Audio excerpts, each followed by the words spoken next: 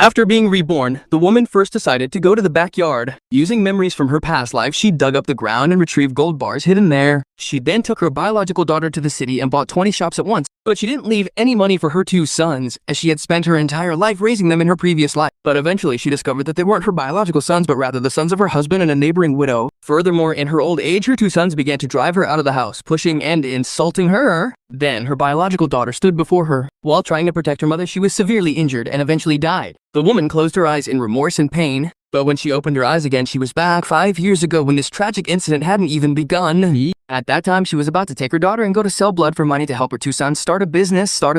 Her rage erupted as she remembered her past life. She slapped both sons hard and told her daughter that she was now her only child. With that, she took her daughter behind the house and retrieved the gold bars hidden there. She now wanted to settle the score. She then took her daughter and the gold bars to the city. There, she bought 20 shops that were about to be demolished to secure her and her daughter's future. After all this, she took her daughter shopping. She bought her many new clothes to help alleviate the regrets of her past life. But as they left the mall, they saw their two sons who had followed her there. They began crying and creating a scene. They repeatedly demanded money for their business through emotional pressure. But this time, the woman showed no mercy. She picked up a broom and beat them both, chasing them away. Seeing this, the two sons ran away in fear. After this, the woman promised her daughter that if anyone ever harassed her again, she would be the first to defend her. When the two sons couldn't get the money, they targeted their younger sister. They wanted to marry her off to an old man living outside the village, and they immediately began their plan. One day, while the woman was out of the village, the two sons sneaked into the shop she had purchased.